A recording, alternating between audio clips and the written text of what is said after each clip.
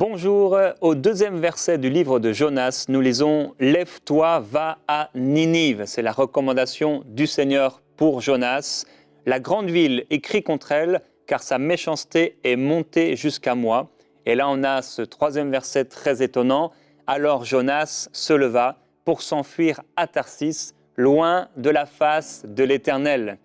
Alors, parfois, dans nos vies, le Seigneur nous parle et on va à l'opposé. Et parfois, comme on va le voir aussi aujourd'hui, le Seigneur nous parle et on est comme paralysé. Nous voulons vous encourager aujourd'hui à oser, à sortir de cette paralysie spirituelle, mais également à pouvoir obéir à l'instruction que le Seigneur vous donne, car être paralysé ou désobéir à Dieu, aller à l'extrême opposé de sa volonté, sont deux choses vraiment néfastes pour notre vie spirituelle et notre marche avec le Seigneur. Je vous rappelle que le Seigneur est avec vous, il est pour vous, et quand il nous parle et quand il vous parle, c'est pour votre bien. Alors, Patrice, je vais te laisser toute la place. Et peut-être, tu l'avais fait au début de cette semaine, mais te représenter un peu, peut-être ton église aussi, ton ministère, ta famille, est-ce que tu es marié, en 2-3 mots peut-être? Avec plaisir, merci Jérémy. Alors je suis le pasteur Patrice Martorano, je suis le pasteur de l'église Momentum sur Bordeaux et Bruxelles. On a implanté une nouvelle église il y a 1 an environ sur Bruxelles et bientôt également une 3e église, mais je ne dis pas encore le nom du lieu géographique. Mais en tout cas, pasteur de cette église avec une belle équipe, certains que vous connaissez comme le conducteur de louange Dan Luiten.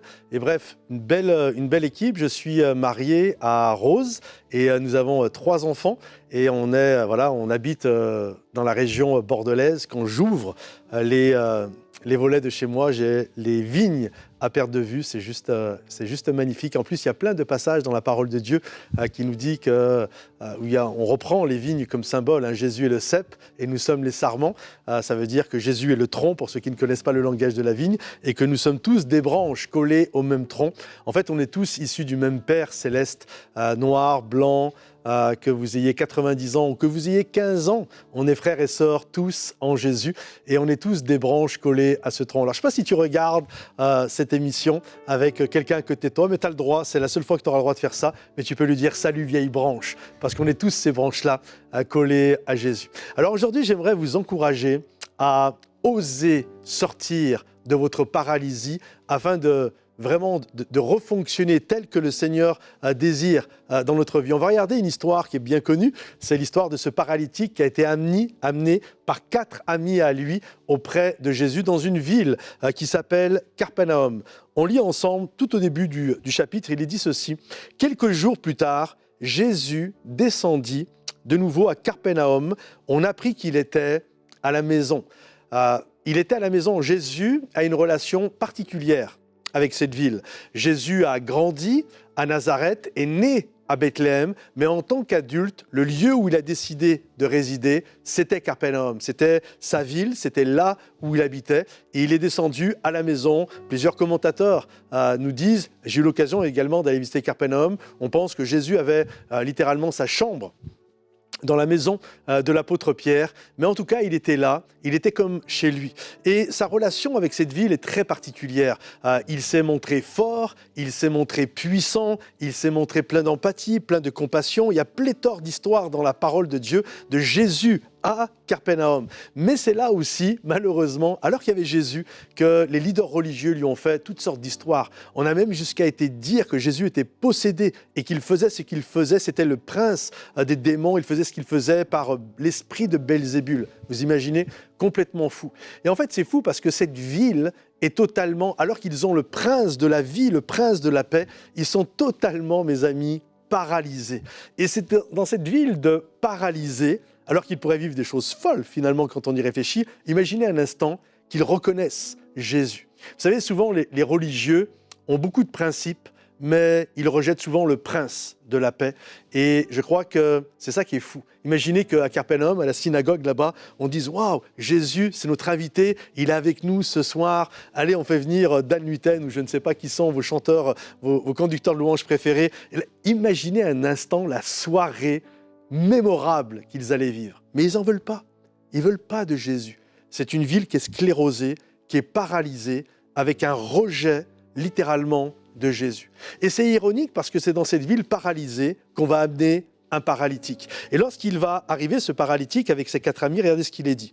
Une foule s'y rassembla, donc quand Jésus était à la maison, si nombreuse qu'il ne restait plus de place, pas même devant la porte. Et Jésus leur annonçait le message de Dieu, et on lui amena un paralysé porté par 4 hommes.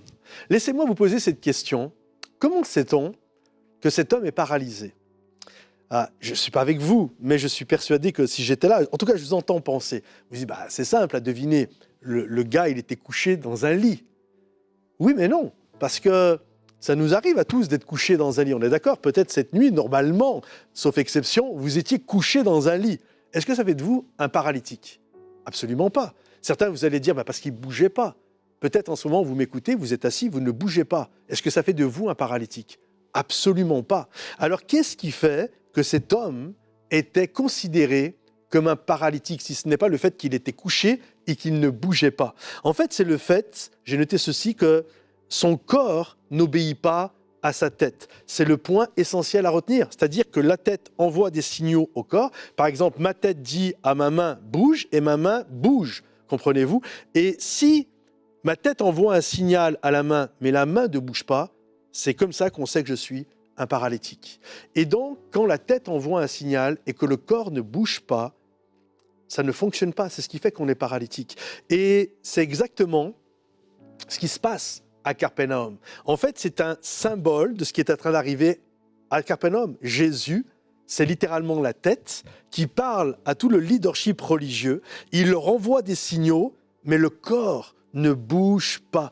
Et quelque part, ce paralytique est l'image, littéralement, de ce qu'est la ville. J'ai noté, cet homme est donc physiquement ce que la ville est spirituellement. Vous me suivez ? Alors, certains vous allez dire, c'est intéressant ce que tu viens de nous dire, vraiment, on ne l'avait pas vu, c'est super, mais c'est quoi le rapport avec moi ? C'est quoi le rapport avec ma vie ?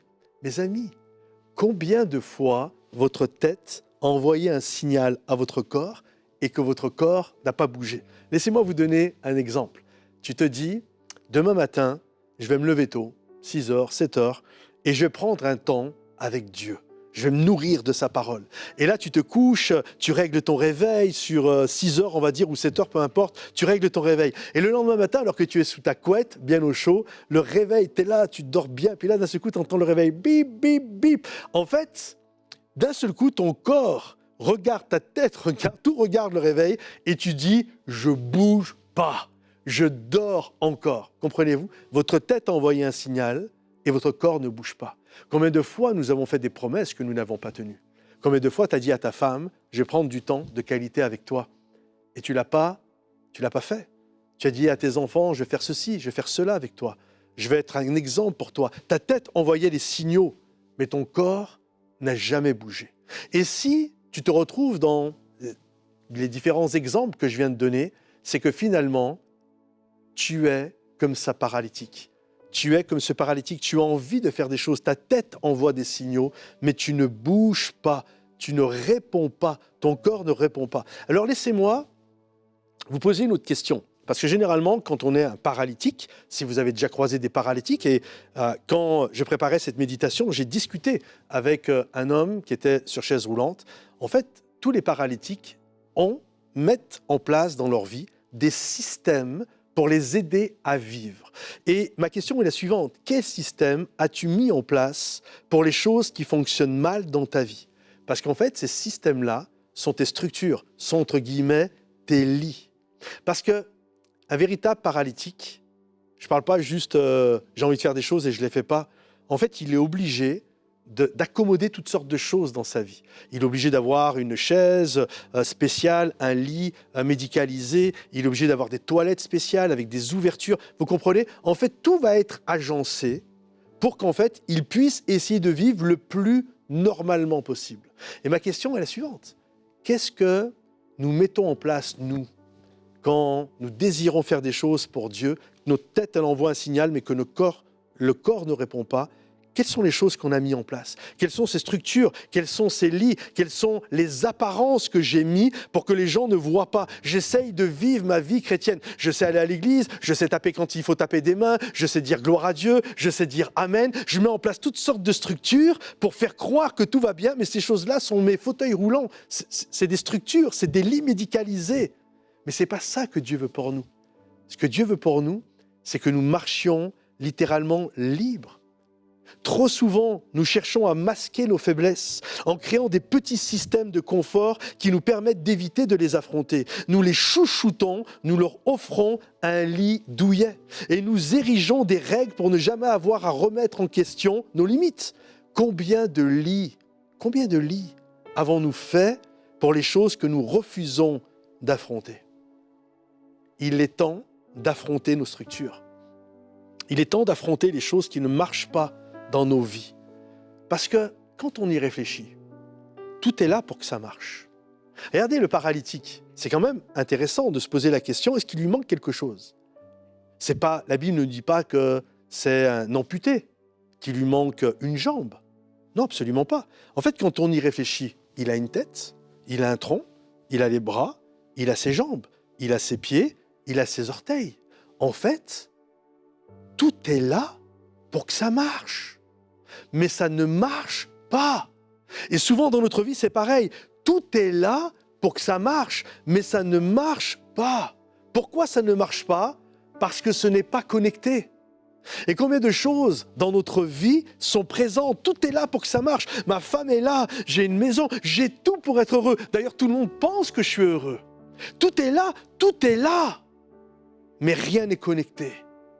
Et c'est parce que ce n'est pas connecté, parce que je ne suis pas connecté avec ma femme, parce que je ne suis pas connecté même avec Dieu, parce que je ne suis pas connecté avec toutes les choses qui m'entourent. Ça fait de moi un paralytique. Il y a quelque temps en arrière, quand je prêche toujours avec mon iPad à l'église. Et donc, il est important, le samedi soir, que je charge mon iPad parce qu'on a 4 célébrations, donc il vaut mieux qu'il soit chargé à fond. Et un soir, mon épouse regardait quelque chose sur l'iPad et je lui dis « branche-le bien hein. ». Et le matin, je pars, je récupère l'iPad et je vais juste là pour prêcher. Et j'étais derrière dans le backstage et je regarde et je n'avais pas fait attention. Ça me met le signal, il ne reste plus que 10%. Et donc là, c'est sûr que je fais l'intro, le premier point, et mon iPad, toutes mes notes sont là. Il va tomber en panne. Alors, heureusement que j'avais une personne qui régit derrière et qui a été me chercher un autre iPad, et bref. Et la chose est la suivante, c'est que tout était là pour que mon iPad fonctionne. J'ai un iPad qui fonctionne, la preuve, je l'ai. Chez moi, j'ai un chargeur, j'ai une prise électrique, j'ai le courant, l'électricité qui arrive. En fait, tout était là pour que ça marche. Mais pourtant, ça n'a pas fonctionné. Pourquoi? Parce que l'iPad n'était pas connecté. Et c'est pareil, mon ami, dans ta vie. Tout est là pour que ça marche. Mais ça ne marche pas. Tu n'es pas amputé, il ne te manque rien. Tout est là pour que tu sois bien. Mais ça ne marche pas parce que tu n'es pas connecté. Et si tu n'es pas connecté, tu es paralysé. Et si vous n'êtes pas connecté, vous êtes dysfonctionnel.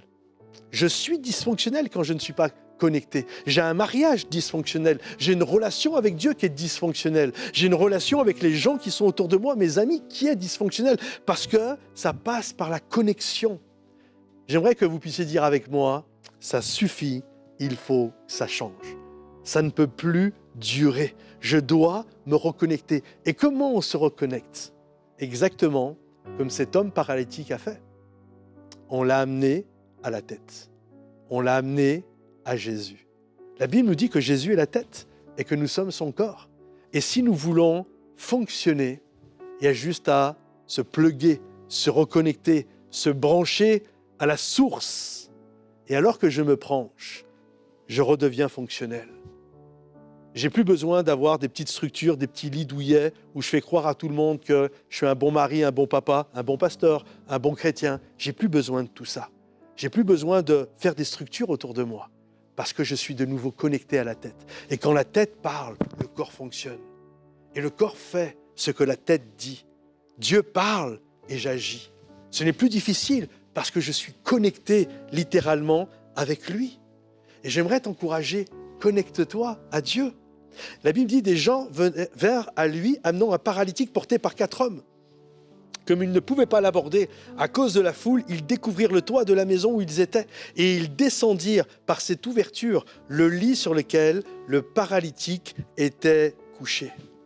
Quand tu voudras, mon ami, sortir de tes paralysies, j'aimerais te dire que ça va se faire facilement, que tu as juste à le vouloir et que tout est réglé en un claquement de doigts.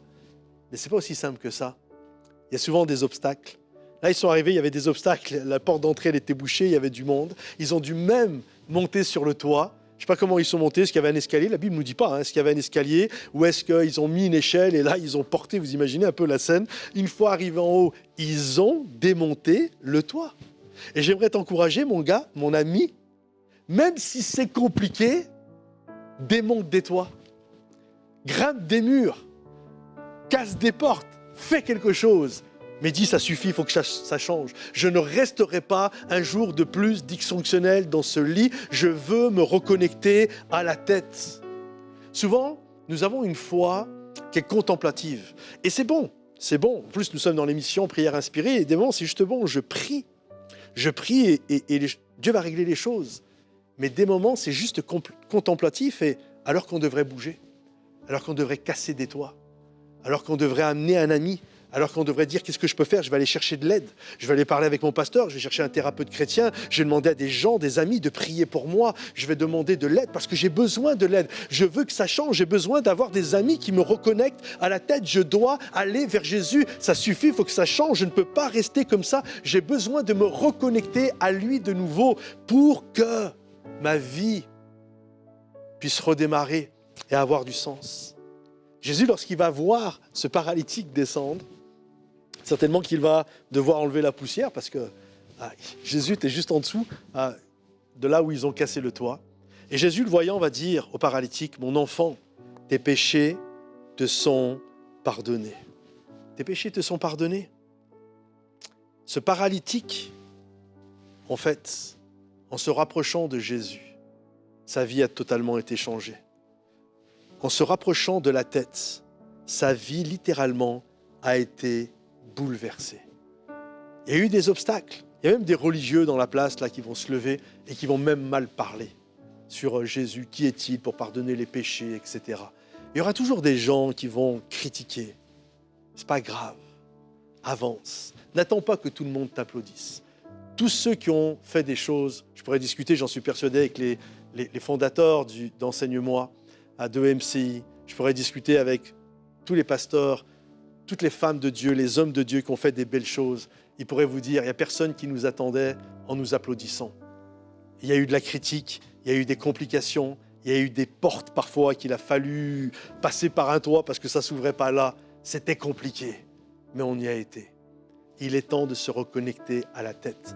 Il est temps que nous sortions de notre paralysie.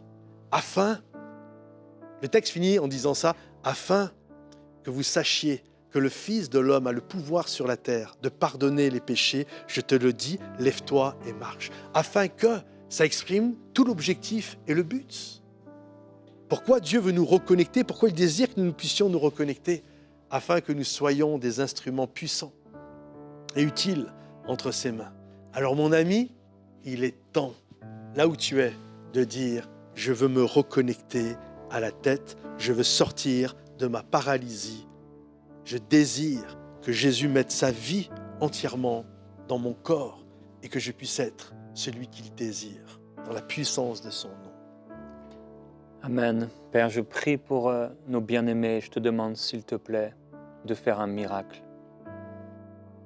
Aujourd'hui, nous voulons être, Seigneur, comme ces amis qui ont amené ce paralytique auprès de toi. Et nous voulons amener nos frères et nos sœurs, ces personnes qui sont paralysées dans leur appel, paralysées dans leur destinée, paralysées dans leur vie spirituelle, paralysées dans leur marche avec toi, paralysées dans leur identité, dans ce qu'ils sont censés être, sont censés dire et faire. Tu as dit que celui qui croit en toi ferait les mêmes œuvres que toi, des plus grandes encore. Et Père, nous prions contre la paralysie. Nous voulons prophétiser sur ces ossements desséchés la vie. Esprit des quatre vents, esprit de vie, esprit d'amour, esprit de puissance, esprit de résurrection, donne la vie à nos bien-aimés. Je prie, Père Céleste, pour une vie spirituelle renouvelée, ressuscitée. Là où la vie est devenue fade, la vie chrétienne est devenue fade, la vie avec toi, la vie de prière est devenue fade. Seigneur, je te demande, s'il te plaît, de souffler sur ces braises. Tu n'éteins pas le lumignon qui fume. Il y a quelqu'un, Seigneur, qui est comme un lumignon, découragé, abattu, mais il y a encore du feu. Il y a encore de la braise. Il y a encore quelque chose. Il y a encore un reste. Il y a encore un espoir. Il y a encore la capacité. En toi, nous avons la vie, le mouvement et l'être. Et nous prophétisons le mouvement sur ta vie au nom de Jésus-Christ.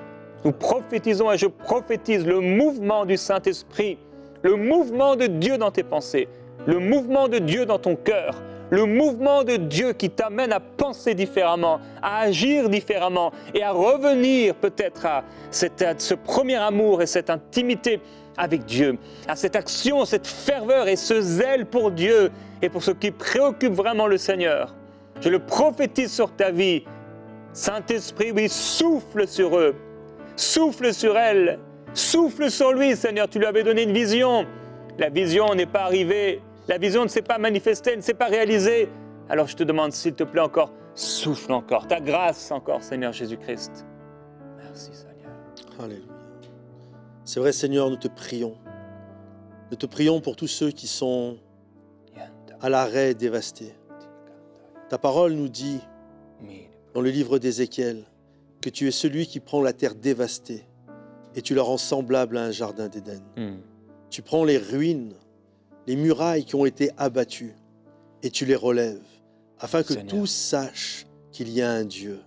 Seigneur mon Dieu, je prie pour tous ceux qui nous écoutent aujourd'hui et qui sont totalement paralysés, totalement détruits, qui ont du mal même à se projeter en croyant que Dieu va être capable.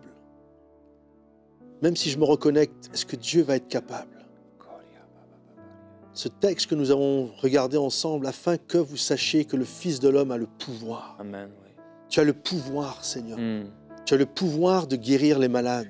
Tu as le pouvoir de délivrer les captifs. Tu as le pouvoir de restaurer les âmes abattues. Oui, tu as le pouvoir, Seigneur mon Dieu, d'étendre ta main et que ta grâce se manifeste. Parce que nous croyons que c'est toujours dans le nom de Jésus que les malades sont guéris et que les captifs sont délivrés. Nous croyons que c'est toujours dans la puissance du nom de Jésus. Seigneur, tu es le chef de l'Église. Tu es la tête, Seigneur mon Dieu. Et on veut se connecter à toi aujourd'hui.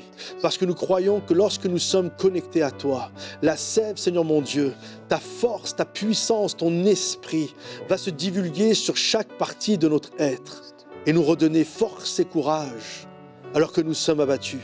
Tu vas nous relever, Seigneur mon Dieu, et tu vas appeler à l'existence des choses qui ne sont plus. Ta bénédiction va être notre partage. Alors je prie, Seigneur mon Dieu, pour toutes les personnes aujourd'hui qui nous écoutent, Seigneur. Étends ta main, Seigneur mon Dieu, alors qu'on se connecte à toi, alors qu'on grimpe des murs, qu'on casse des toits, alors qu'on vient à toi, Seigneur mon Dieu, avec nos tristesses, avec nos paralysies. Je prie que le miracle prenne place, Seigneur mon Dieu. Je prie pour une parole qui vienne de toi. Et que ce qui est mort, Seigneur mon Dieu, revienne à la vie. Que la terre dévastée soit comme le jardin d'Éden. Que les murailles abattues puissent être restaurées dans le nom de Jésus, Père. Amen. Tu es bon, Seigneur. Amen. Père, je prie que tu ouvres les yeux de ton peuple pour qu'il puisse connaître, Seigneur, là où ça ne passe pas, là où le lien ne se fait pas, là où le branchement ne se fait pas. Seigneur, il y a des choses qui sont là et des pensées, parfois comme un électricien qui peut essayer de chercher l'endroit où le fil est coupé. Père, je te demande s'il te plaît de montrer à mon frère et à ma sœur là où le fil est coupé. C'est peut-être quelque chose qui est arrivé dans l'enfance. C'est peut-être une parole de l'ennemi qui a été semé par la bouche d'un frère ou par la bouche de quelqu'un. C'est peut-être un film qui a créé dans la pensée une mentalité, un mensonge, c'est peut-être un cauchemar, un mauvais rêve. Il y a quelque chose qui a coupé ce fil et ce lien. Tu dis dans ta parole que ton bras n'est pas trop court pour agir, mais c'était les péchés qui t'empêchaient de le faire.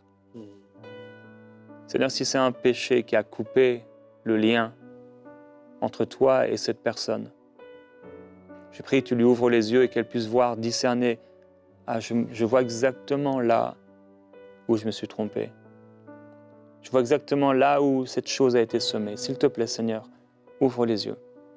Toi seul, tu sais ce qui a été semé. Toi seul, tu connais là où il y a eu un péché et là où il y a eu cette déconnexion. Les choses ont été déconnectées. Et à partir de ce jour-là, mon frère, ma sœur a commencé à se détourner de toi, se détourner de ses engagements. Père, ouvre les yeux, s'il te plaît. Mon frère, ma sœur, que tu puisses prier cette prière. Seigneur, montre-moi. Si tu te sens interpellé par ça, montre-moi, Saint-Esprit. Le Saint-Esprit révèle les choses. Il rappelle les choses, il ramène des choses, il nous révèle des choses que peut-être même on ne connaissait pas. Tout à coup, on voit. Tout à coup, on saisit. Alors, demande au Saint-Esprit de t'ouvrir les yeux, de te montrer là où il y a eu cette déconnexion. Ça peut être dans tout domaine, pas seulement au niveau spirituel. Seigneur, merci de la révélation que tu donnes. À tous ceux qui prient maintenant ainsi, à tous ceux qui vont continuer de prier pour saisir et voir là où il y a eu cette déconnexion. Merci Seigneur. Oui, Seigneur Jésus. Seigneur mon Dieu, je veux te prier pour ces couples, ces familles où tout est là pour que ça marche. Tout est là. La maison est là, le travail est là, la santé est là. Tout est là. La fécondité est là, les enfants, tout est là pour que ça fonctionne.